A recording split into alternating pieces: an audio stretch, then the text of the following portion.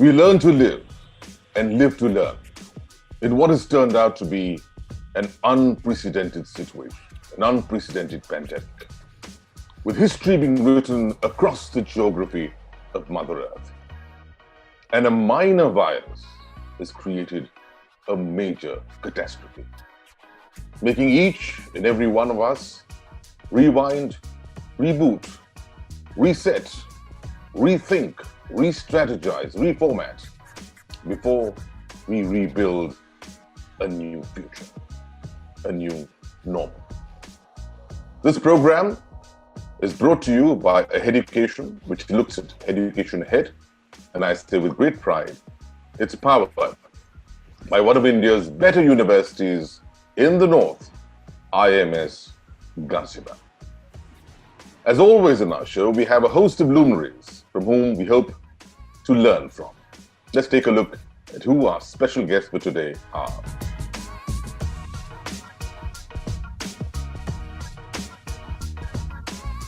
Higher education, professional education is a must. Of course, we all know that. But it assumes a unique importance, particularly in the post-COVID environment. Its importance magnifies in terms of diversity, in terms of opportunity, and also in terms of employability. What does that mean? Let's get our first voice in, Professor Alok Pandey, who's of course the head of IMS Ghaziabad. The opening address from you before we start going on to our questions from our students. What basically happens in India is that we have large number of educational institutions, but they still are very low for the requirement. Currently around 28 million students in higher education in India, and if you really want the gross enrollment ratio to grow up to 30% by 2030, we would need a lot more. In fact, say approximately if you the total number of college-going students, if it goes up to say around 140 million, one of the highest in the world, we need to create at least 400 to 500 colleges per annum in higher education. Professional higher education is the only option for an Indian student to start working somewhere. Now, if I talk about management education, what can you do after doing management education? One, you would learn the trends in business, and you will be able to find out as to how to work your way through an organization, how, what is finance, what is accounting, how is it linked to running a business. You probably will be studying different electives like finance, marketing, information technology, international business, data analytics, and all these subjects you have never studied before. You will come to know about things which nobody has taught you in colleges. We are very clear now, the kind of colleges, the way they function in India, they have no understanding that you also need to have critical elements of thinking in your education. They have only taught you how to remember, how to understand, and how to apply. How should we inculcate the qualities which is required to be a professional? Simran wants to know, as we prepare to enter a new era of work, what will change? Do you really feel the importance of higher professional education in this post-COVID era? And Mansi wants to know, what are the important points that we should consider before opting out for higher education after this pandemic? My dear students, at this point of time, we need to focus on more of contribution, more of doing, rather than talking, rather than defining things. My dear students, these three questions which you have put up to us, let me answer these questions based on two different angles. One, that I see it from the point of view of an emotional and social angle, where we say you need to serve the society, you need to contribute for the country, you need to contribute for the globe. Second, continuing to the first point, now we say, पहले हम कहते थे कि पढ़ेगा India तो बढ़ेगा India, अब हम कहेंगे कि आप करेंगे, if you do, the economy will get better. So better you do things rather than talking on things. My second point is most important, that is economic aspect, economic angle, that we need to create the professionals. You need to create professionals within you, my dear students.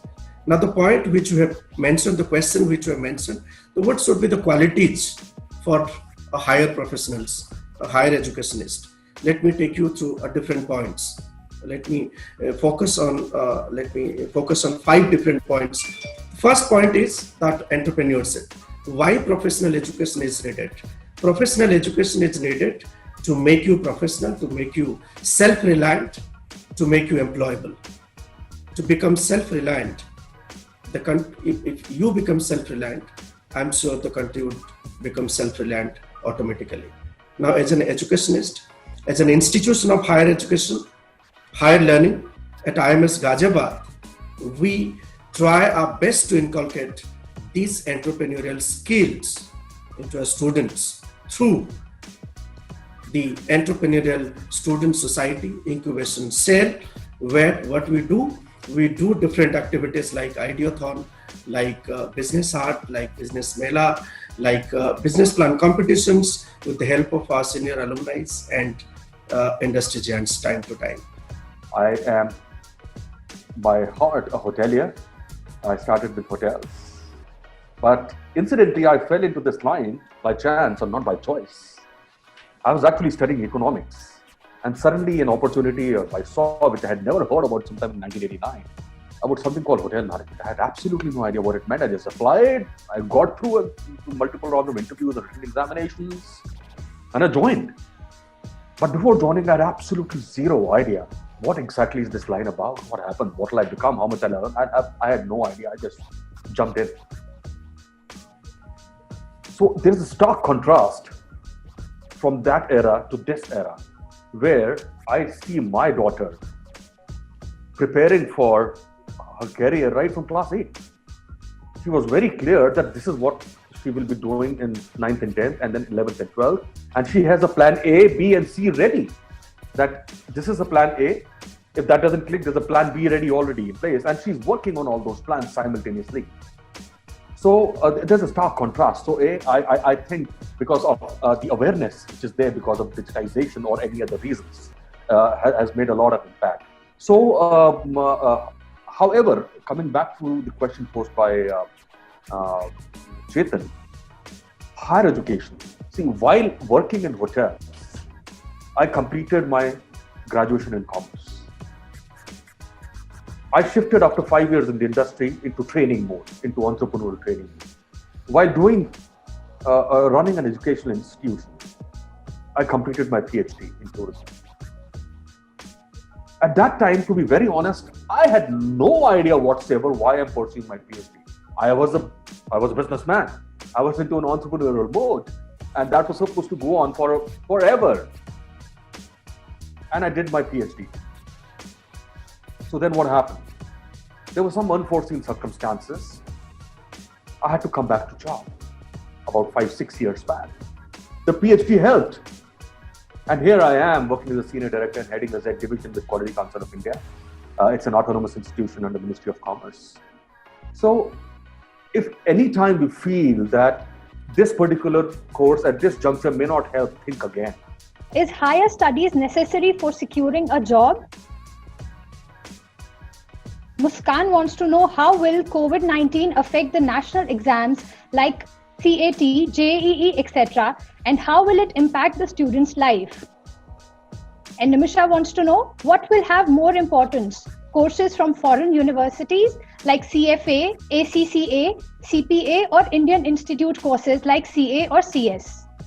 CA was just giving me the, theoretical knowledge. But in CFA, I found that the practical knowledge was there. Like I was just studying GDP at that time. So there was some definitions of GDP and some more points was there in CA. I'm not criticizing CA because now CA has just adopted so many other things and they have just included some new variables in CA curriculum.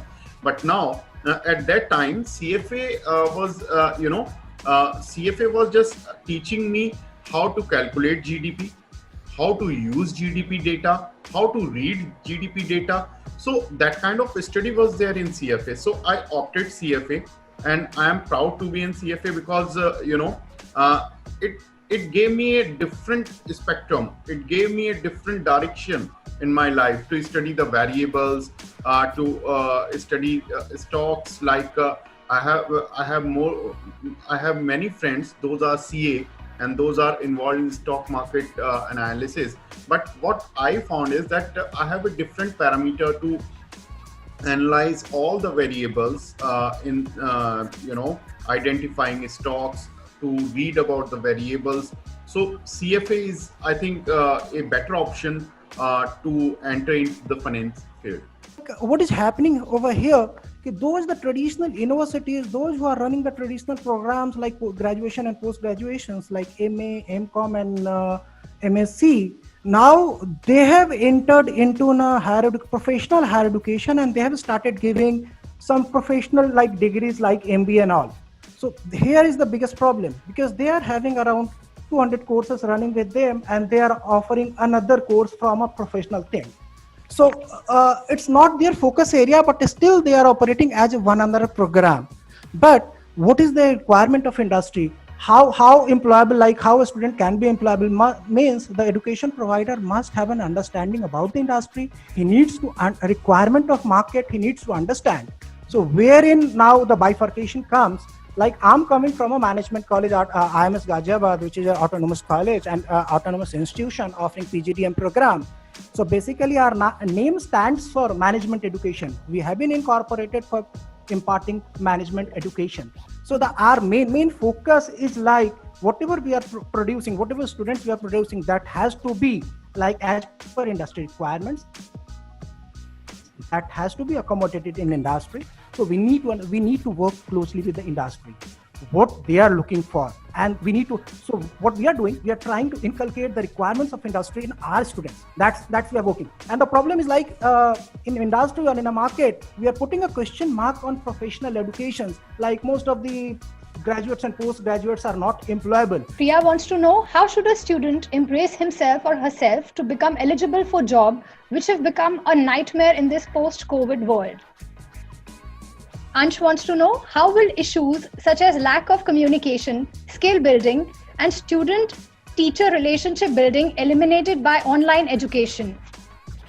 And Dipali wants to know, what are the challenges that university must meet to ensure that their strategic goals are properly aligned to the needs of the business sector?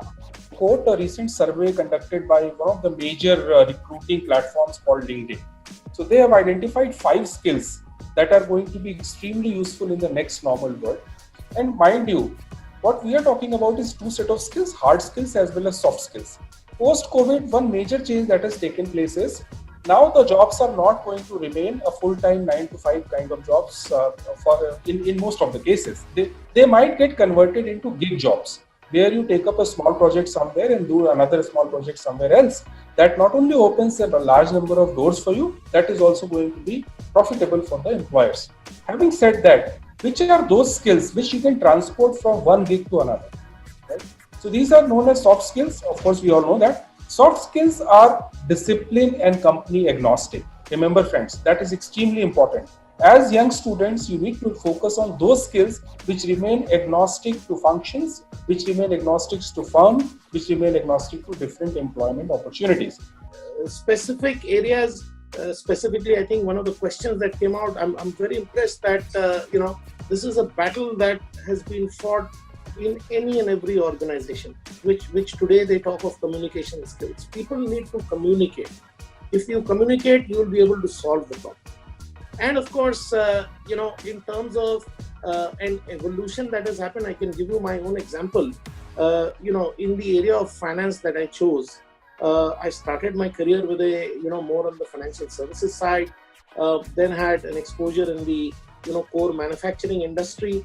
And of course, last, I think, about close to 21 years, I have been in the IT outsourcing area, which is evolving by the day. And so is, typically, and for all the students who are listening and interested in finance, finance function is completely evolved. It's no longer, limited to a role where today we say that, your job is only to stack up numbers or only to eventually help us generate a P&L and a balance sheet. I think it's completely changed. We are no longer called, pure finance, conservative finance guys, but we are called as business finance people. Got my sketches with myself, and I've got 6 to 7 sketches. and I'm going to show you. If Okay. So I started sketching because I developed interest in when I was 5 or 6 years old. I used to imitate those sketches. They were present in our textbooks, which were colored and eye-catchy. So that was the time I developed this hobby. And well, it is also a healer to me more than anything else. It always, allows you to sit back and sketch a picture at your own pace, and you can just draw whatever you want, have fun while doing it. There are no rules.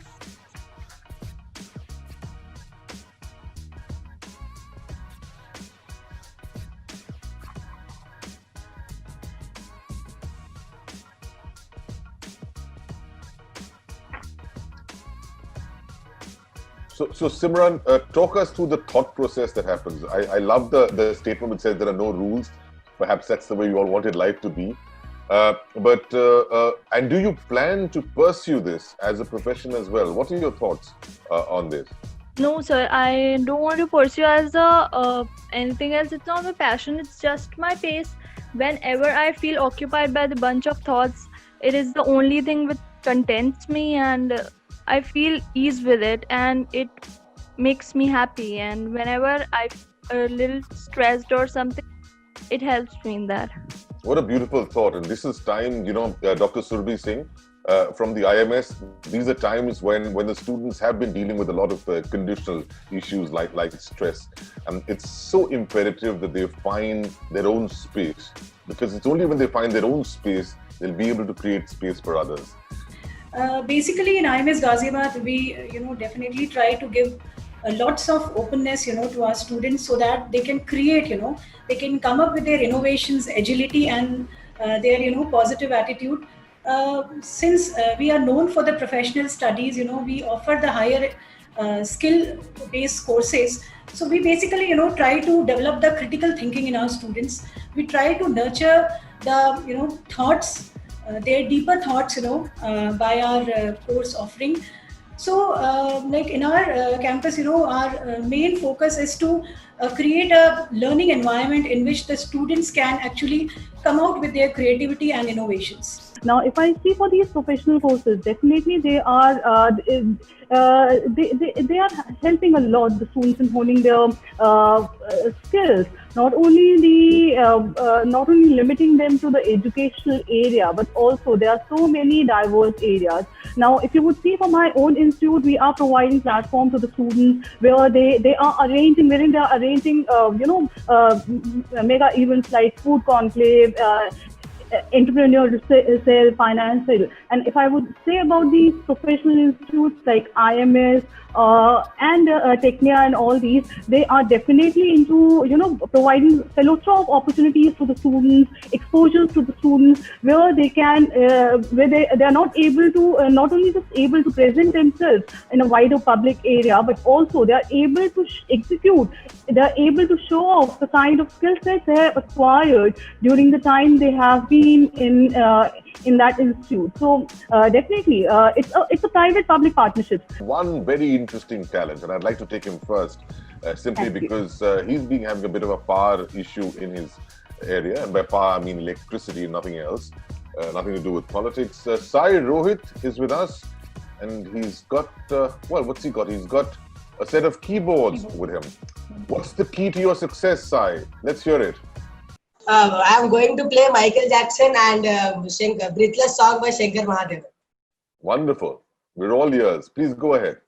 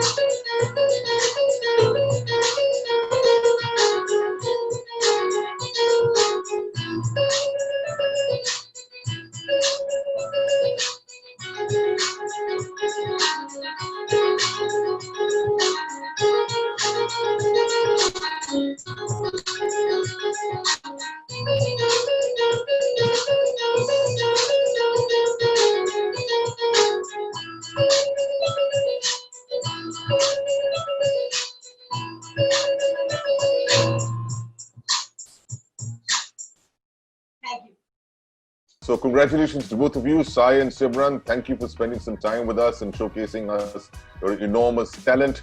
Well, we've also got to showcase a lot more. Several questions coming your way, but in just a moment. Quick break, then we are back.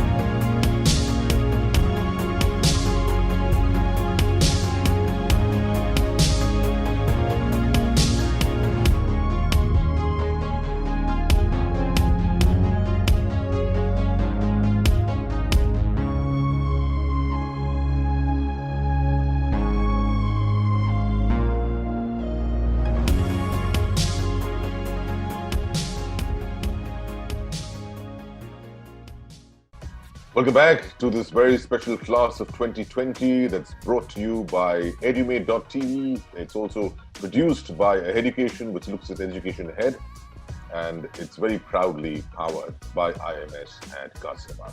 Aishwarya wants to know, will the post-COVID environment be a wake-up call for higher education to transform into a more practical and research-based system?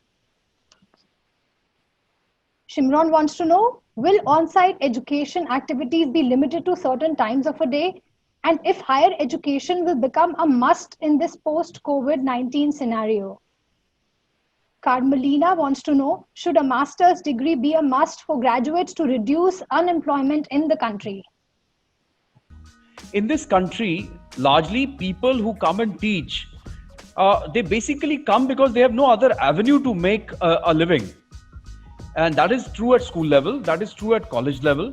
And when they go to the classroom, they literally have no understanding of either the subject area, nor its connection with the society, nor the problems of the society. Their only problem is unemployment. And they solve their unemployment by punching in the morning and punching out of the institution or school or college in the evening.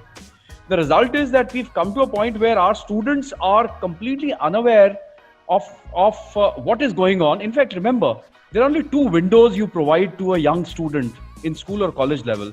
One is through the teacher who goes to the classroom, and the second is through the books or the library resources you provide to the students. So either way, we lack good quality trained teachers and we lack good quality libraries. In fact, library culture is completely missing in this country. I'm glad to hear from some of the students that they're talking about the relevance of education. Somebody is talking whether master's degree is required or not. In India, master's degree is a must. Why? Because your education system fails you till the graduate level. I have often said, you go and check up with the engineering colleges, how are they passing their engineering course? They just buy a guidebook. They read 5 questions and give an exam. You ask an engineering graduate in this country, how does an electric fan work? An average engineering graduate. I'm not talking about the IITs, which are a shade better, not very good in fact. The quality of IITs also has fallen over a period of time because of lack of research. So what my take on this, one, that research is an integral part. It should be there from graduation level. But before that, we need to have teachers who are trained in research, and efforts should be made to ensure that only trained teachers go to the classroom. Our institute, in Technia Institute, we focus on many skill-oriented activities that will upskill the students so that they could adopt and they could compete in the market. Because we know in our curriculum, the curriculum is lacking with there is a linkage that lacks the linkage in between industry and the classroom teaching. So to bridge this gap, we at Technia Institute focus on curriculum activity, extracurricular, co-curricular activities, and we have a very good cell that is called as IIC, that is Institutional Innovation Cells, that promote the entrepreneurship among the students. We arrange skill-oriented, or many like we arrange webinars, and we have many workshops we conduct. Actually, when we look into this particular angle, I feel that is, as a teacher, like we tell them like what is the importance of it, right? Yes. At a graduation level, maybe the students are not up to that particular marks. Maybe as a part of a teacher, it is our duty to inculcate like what is the importance of having a more of a higher education. So it all depends upon like how we are able to motivate the children where they can opt for a better opportunities. At the end of it all, higher education is a must. I start out by saying that there are 2 spellings of the word higher. One is H-I-G-H-E-R and the other one is H-I-R-E, because one leads to the other. So you need to understand that in its prospect. And if it's not only about life learning, it's about livelihood. And if you're at the bottom of the pyramid, all the more reason you should be looking at higher education very, very closely to move higher up the ladder of Maslow's need hierarchy theory. And as I often say, it's higher education that bestows you with the 3 R's. First, of being relevant. Next, of being responsive to the changes. And C, being responsible. And if you're that, then you're in the making of a very self-reliant India. Thank you for joining us and being a part of this show. As I always say, to educate better, you better educate.